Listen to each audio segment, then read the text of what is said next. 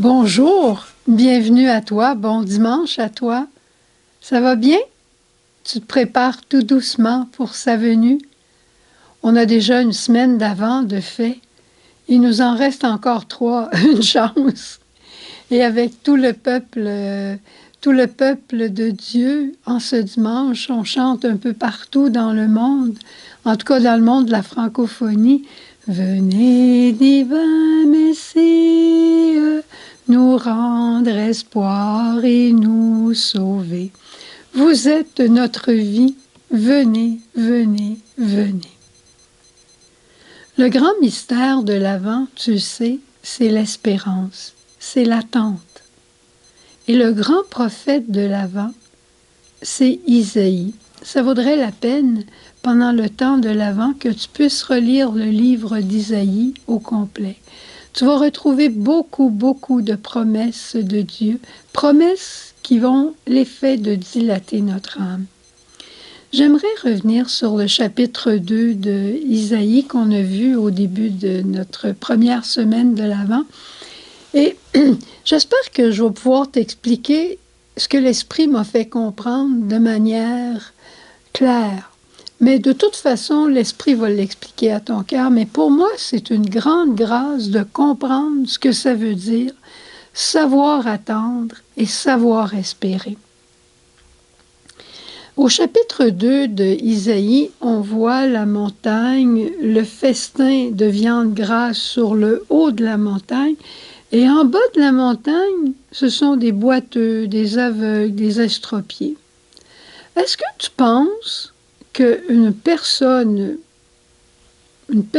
humaine avec un peu de bonté dans son cœur dirait au boiteux « Monte si tu veux avoir droit au festin », mais non, c'est impossible. Ou il va aller le chercher, ou il va faire autre chose.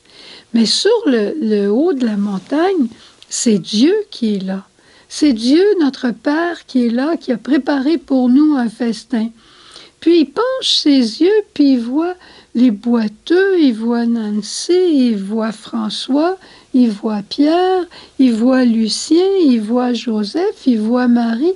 Puis il dit, mais mon Dieu, mes pauvres petits-enfants, boiteux, estropiés, aveugles comme ils sont pas capables de monter, alors moi je vais descendre. Et Dieu vient parmi nous. C'est ça l'Emmanuel. C'est le festin de l'amour de Dieu qui vient s'incarner parmi nous. Donc on a besoin d'attendre. Est-ce que tu aimes attendre? Est-ce que tu aimes les salles d'attente chez le médecin? Est-ce que tu aimes être pris dans le trafic et d'attendre? Moi, pas. Puis je crois pas que je sois la seule. L'autre jour, quelqu'un me disait, garde ton chapelet en main. Garde ton chapelet en main.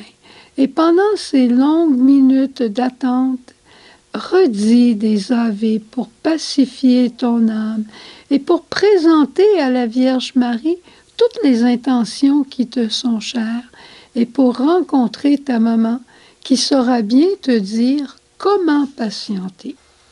Si on savait combien de temps on était pour attendre, ce serait beaucoup plus facile. Mais le propre de l'attente, c'est en quelque part de ne pas savoir quand. Qu'est-ce qu'on fait pendant qu'on attend? Qu'est-ce qu'on fait pendant qu'on attend Dieu? On demande quelque chose à Dieu, puis ça n'arrive pas tout de suite. Puis là, on lui redemande encore, puis là, on espère. Fait que notre cœur s'ouvre. C'est pas arrivé encore. On espère encore plus, puis notre cœur s'ouvre encore plus. Seigneur, quand est-ce que tu vas venir? Seigneur, j'ai vraiment besoin de toi. Seigneur, il y a juste toi qui peux m'aider. Notre cœur s'ouvre encore. Pourquoi le bon Dieu prend le temps? Pour que notre cœur se dilate, pour que notre cœur s'ouvre, pour qu'il puisse recevoir la surabondance de Dieu. Dieu donne plus que je demande. Il ne donne pas juste ce que je demande, il donne plus que je demande. Notre demande ne rencontrera jamais la générosité de Dieu. Tu veux que je le répète? Notre demande ne rencontrera jamais la générosité de Dieu. Dieu est débordant, il veut te donner tellement plus que ce que tu demandes. Alors, il faut être patient, il faut savoir attendre, il faut savoir que ce temps de l'attente n'est pas un temps inutile, mais c'est un temps où l'âme se prépare pour accueillir le don de Dieu. Et aujourd'hui, dans la première lecture, c'est le prophète Baruch, par contre, qui nous dit « Jérusalem, à chacun de nous, quitte ta robe de tristesse et de misère et revêt la beauté de la gloire de Dieu. Enveloppe-toi du manteau de la justice, entre dans le plan de Dieu. Mets sur ta tête le diadème de la gloire de l'Éternel. » Pour moi, ce diadème-là, ça va être la couronne de la miséricorde. Parce que Dieu veut agir pour toi. Debout, lève-toi, tiens-toi sur les hauteurs, regarde, espère. Tu as vu de tes enfants qui sont partis, qui se sont éloignés, ils vont revenir. Fais-moi confiance, c'est tout ce que Dieu demande.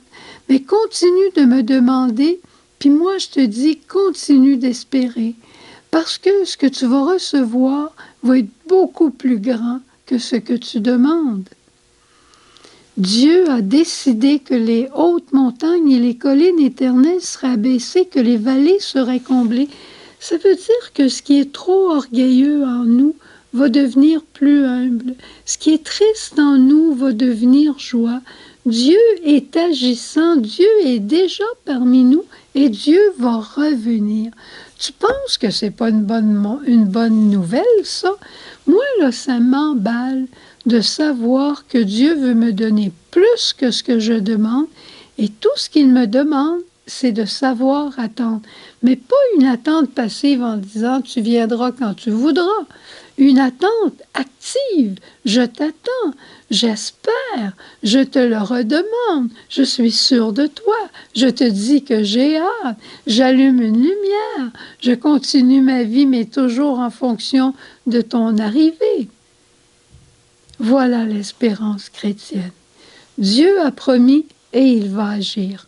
Et pendant ce temps-là, tout ce qu'il nous demande de faire, c'est d'espérer. Alors, bon dimanche dans l'espérance. Au revoir. À demain.